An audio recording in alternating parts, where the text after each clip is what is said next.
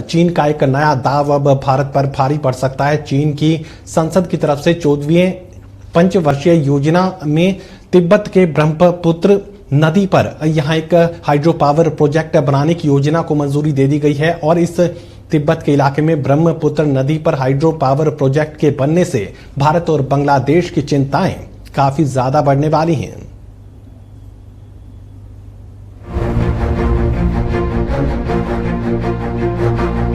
चीन अपनी नापाक चालों को चलने से बाज नहीं आ रहा है। कभी सीमा पर घुसपैठ की कोशिश तो कभी हिंद प्रशांत क्षेत्र में आक्रामक रणनीति अपनाना बीजिंग का नया पेशा हो गया है।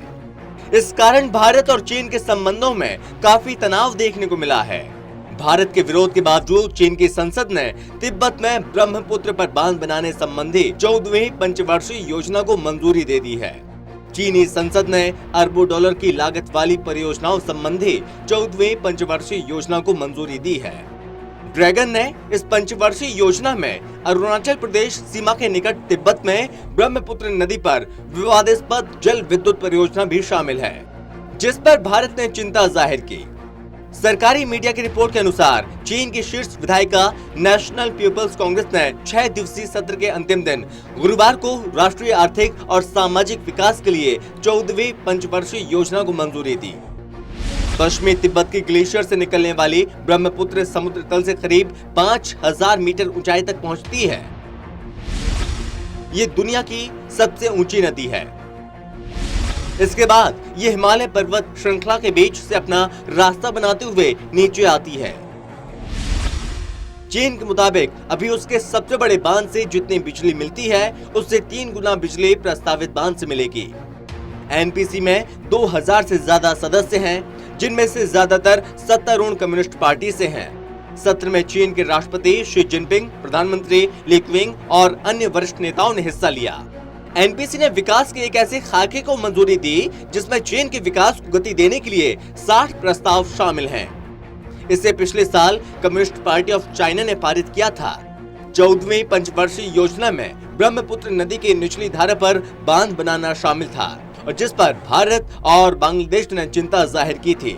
चीन ने इस तरह की चिंताओं को दूर करते हुए कहा वो उनके हितों को ध्यान में रखेगा।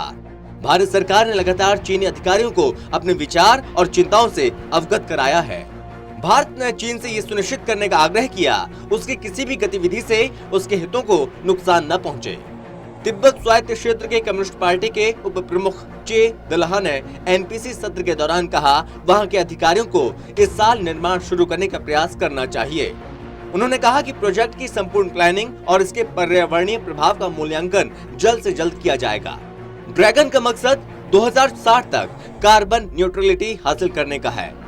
इस वजह से उसने तिब्बत में हाइड्रो पावर प्रोजेक्ट को लेकर कोशिशें तेज कर दी हैं। तिब्बती लोग चीन के इन कदमों का विरोध कर रहे हैं। 25 लाख वर्ग किलोमीटर में फैले तिब्बती पठार की सीमाएं कई देशों से लगती हैं। यहाँ के ग्लेशियर्स और पहाड़ी झरनों से निकलने वाला ताजा पानी करीब 1.8 अरब लोगों को पेयजल मुहैया कराता है। इनमें चीन, भारत और भूटान के लोग शामिल हैं।